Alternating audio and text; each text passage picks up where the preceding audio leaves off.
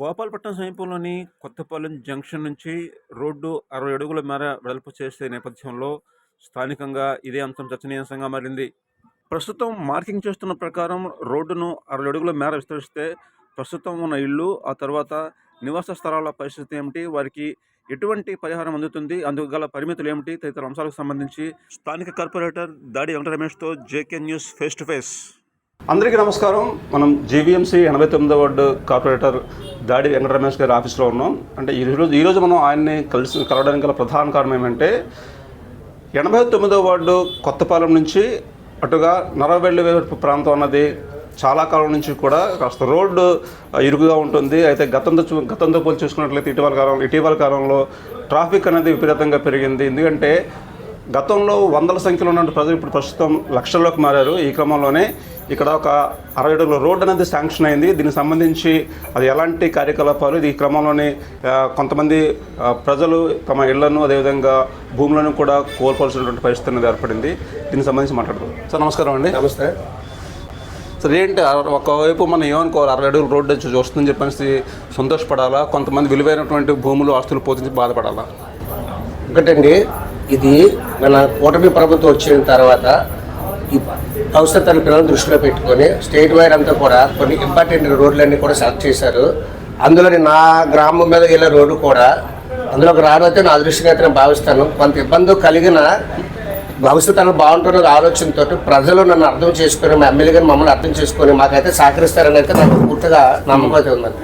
అంటే ఇప్పుడు ఈ మార్కింగ్లోని మీ ఆఫీస్లో కొంత భాగం కూడా కోల్పోతున్నది తెలిసింది. అవునండి. ఇప్పుడు మనం నాయకులు జనరల్గా ఎక్కడైనా నాయకులు అంటారు వాళ్ళు ఇల్లు డెస్మార్ట్కి సాగకూడదు, వ్యాపారం చేసుకుని ఆలోచన ఉంటారండి. అలాగే నేను ఒక సామాన్య కార్యకర్తగా సామాన్య ప్రజలతో కలిసిపోతూ ముందు నేను నష్టపోయిన తర్వాత నా వాళ్ళకి నష్టపరిహారం అందేలా చేయాలంటే ముందు నేను నష్టపోవాలి. అవునండి. అలా నేను చెప్పిన ఆశీర్వాదం ఉంచుకొని వాళ్ళకి ఏదో చేయాలనుకుంటే అదైతే రాజకీయ లక్షణం కాదనేది నా ఆలోచన. ఓకే, ఎవరు వచ్చారు, ఎవరు కొలతలు కొలిచారు? గతంలో 2-3 సార్లు మా శాసనసభ్యులు గారు ఈ ప్రాంతంగా వెళ్తే చాలా రకాలుగా ఇబ్బందులు పడ్డారు. ఎక్కడి నుంచి అంటే మన హనుమాన్ జంక్షన్ నుంచి అప్ టు భగత్ నగర్ దగ్గర ఉన్న రోడ్లో గతంలో ఆల్రెడీ 2007 తాలూకా పాలకొరకు ఉన్నప్పుడు ఊర్లోనే 60 అడుగుల రోడ్డు ప్రపోజ్ చేయడం జరిగింది. వాళ్ళందరికీ నష్టపరిహారంగా పెందుతూ ఇల్లు కూడా జరిగింది. తర్వాత మనకి కార్యశాల అవ్వలేదు. అయితే యాక్చువల్గా అయితే నేను కూడా ఇబ్బంది పడుతున్నాను ఇక్కడ, ఎందుకంటే రోడ్డు ఉచిత ప్రజలు పెరిగిపోయారు. ఇప్పుడు ఈ మధ్య కాలంలో మేము ఒక ఆర్టీసీ బస్సు ఒకటి వేసాము. దానికి తోడు అండర్ పాస్ ఒకటి ఏర్పాటు చేసిన తర్వాత 5,000 ప్రజలు వెళ్ళే రోడ్డు ఇవాళ 10 నుంచి 15,000 వెహికల్స్ వెళ్తున్నాయని నేను అయితే అబ్జర్వ్ చేస్తున్నాను.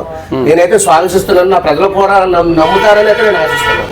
ఓకే, అంటే ఇప్పుడు కొలతలతో కొలిచారు అంటే పని ఎప్పుడు ప్రారంభమయ్యే అవకాశం ఉంది? అంటే ఈ రోజు కొలతలు ఇచ్చారండి. మా తాలూకు ప్రజల తాలూకు అభిప్రాయం తెలుసుకొని దాన్ని 60 ఉంచాలా, లేకపోతే అటుకి ఇటుకు కాకుండా ఏమైనా మనం ఏమైనా విసులుబాటు కల్పిద్దామన్న ఆలోచనతో ఎమ్మెల్యే గారితో నేను చెప్పడం జరిగింది. దానికి కూడా వారు అంగీకరించారు. ప్రజాభిప్రాయం మేరకు తదుపరి చర్యలు అయితే తీసుకుంటారు. ఓకే, అంటే ఇది ఒక అభివృద్ధి చర్య కాబట్టి ప్రజలు కూడా డెఫినెట్ గా సహకరిస్తాను అనుకుంటున్నాం. అయితే మీడియా పరంగా మీరేమన్నా ప్రజలకు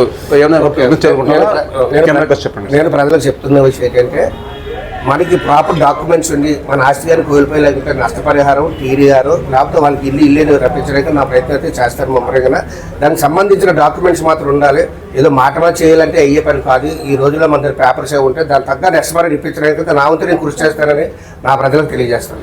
ఓకే, ఇది ఎక్కడైనా సరే అభివృద్ధి జరుగుతున్నప్పుడు కాస్త ఇబ్బందులు తప్పు, అదే క్రమంలో కొంత నష్టపోకూడదు కూడా తప్పదు. అయితే ప్రభుత్వ పరంగా అలాంటి నష్టం లేకుండా టీడీఆర్లు ఇప్పించేందుకు కృషి చేస్తారని, అయితే దానికి సంబంధించినటువంటి ఒరిజినల్ డాక్యుమెంట్స్ అసలైనటువంటి ధృవీకరణ పత్రం ఉండాలని చెప్పేసి కార్పొరేటర్ చాలా స్పష్టంగా తెలియజేస్తున్నారు. సో అభివృద్ధిలో భాగం కావాలంటే మనం కూడా కొంత త్యాగం చేయక తప్పదు.